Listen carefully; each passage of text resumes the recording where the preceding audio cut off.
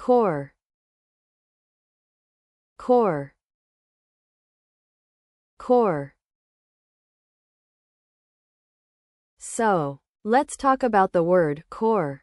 The part of speech for core is a noun, which means it refers to a person, place, thing, or idea. In common usage, core can refer to the central or innermost part of something, like the core of an apple or the core muscles in your body. It can also be used figuratively to mean the essential or most important part of something, such as the core values of a company or the core ideas in a book. Additionally, core is often used in educational contexts to refer to the central or main subject matter being taught, like a core curriculum for students. One special note about its usage is that core can also be used as an adjective, meaning fundamental or essential. So phrases like, a core part of me, or, this project is at my core, are quite common and convey a strong sense of identity or purpose. Here are 3 practical example sentences using the word core with context explanations. In a formal setting, such as a university lecture or a professional conference, you might say, the fundamental principles of physics are at the core of understanding modern technologies. This sentence uses core to mean the central or essential part of something. The context is academic, where precision and clarity of language are crucial. In casual conversation with friends or family, you might say, I love hiking in the mountains. It's what gets me to the core of who I am. Here, core is used to imply a sense of identity or self. The context is informal, where relationships and personal connections are key. In a business or academic setting, such as a marketing meeting or a research report, you might say, our new product line targets customers at the core of their purchasing decisions. In this sentence, core refers to the central aspect or element that drives something. The context is professional, where communication needs to be clear and concise to convey complex ideas. So, you want to know about this important idea?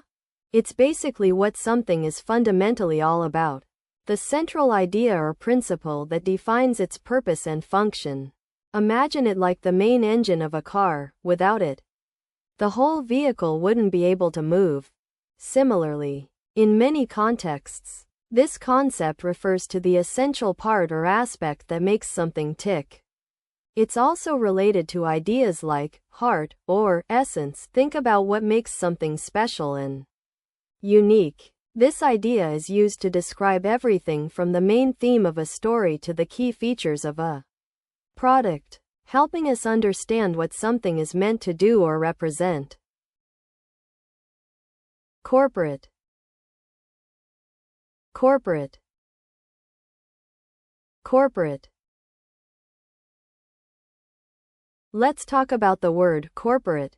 As a part of speech, corporate can be both an adjective and a noun. When used as an adjective, it typically means relating to or characteristic of a business or company, such as the corporate office or a corporate event. In this sense, it emphasizes the organizational or professional aspect of something. On the other hand, when used as a noun, corporate usually refers to a large and often complex organization that is profit-driven, like a corporation or a multinational company. Common usage includes describing businesses, products, services, or policies associated with big companies, such as corporate social responsibility or corporate culture.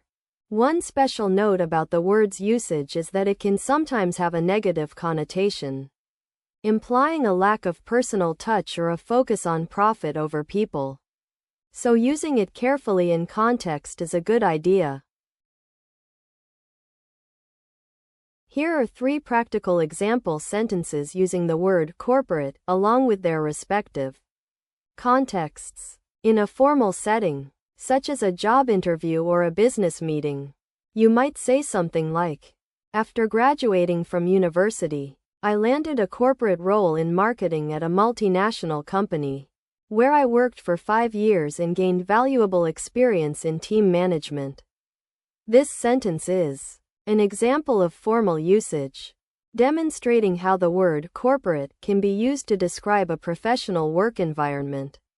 The context is that you're trying to impress your potential employer with your credentials. In a casual conversation with a friend or colleague over lunch, you might say something like, I'm so tired of my corporate job. I need some time off to recharge and plan my next move. This sentence is an example of casual usage, showing how the word corporate can be used in everyday speech to describe a typical 9-to-5 work environment. The context is that you're confiding in someone about your frustrations with your current job. In a business or academic setting, such as a research paper or a conference presentation, you might say something like, the rise of the corporate sector has had significant impacts on local economies and labor markets, leading to increased income inequality. This sentence is an example of business or academic usage, demonstrating how the word corporate can be used in specialized contexts to describe complex economic concepts. The context is that you're discussing a specific topic related to the economy or sociology. So, you want to know about corporate. It basically refers to a type of business structure that is typically owned and controlled by a group of people who have invested money into it.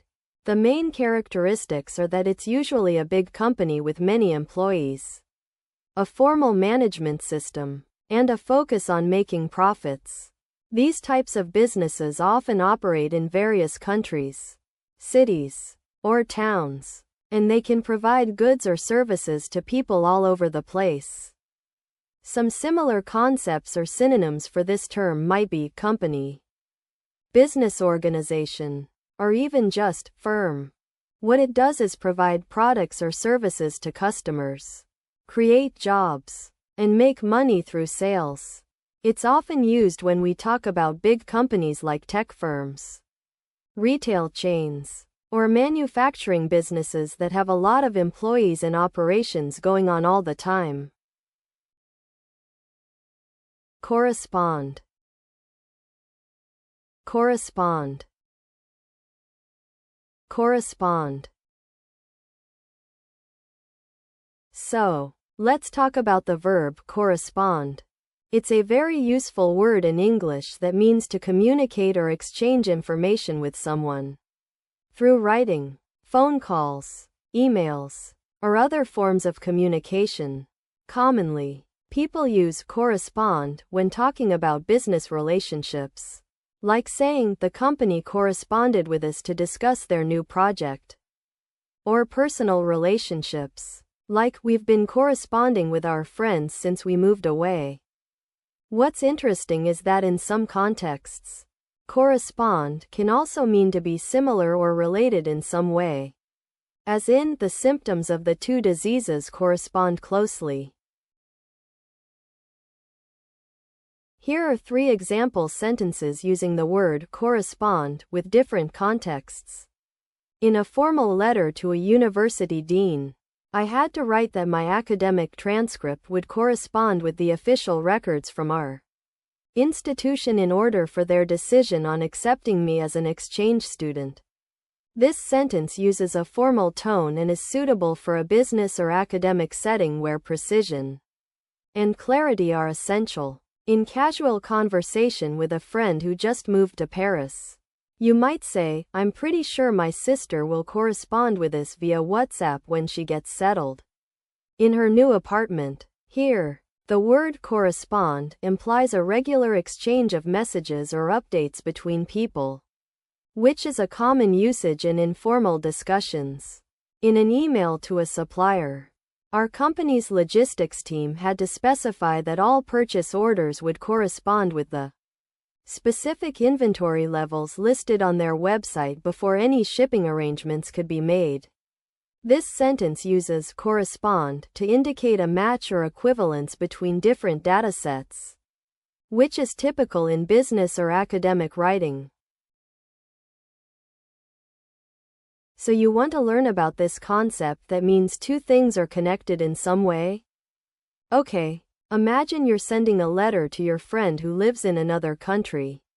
You write it in English, but they speak French, and vice versa. In order for them to understand what you're saying, you need to find words in each language that mean the same thing, like hello in English is equivalent to bonjour in French. This connection between words in different languages, which allows people to express themselves accurately when communicating across languages, is basically what we're talking about here. It's not just limited to words. Either, similar concepts or synonyms can be phrases, idioms, even whole sentences that have the same meaning. When you know how these connections work, it helps with translation and language learning in general.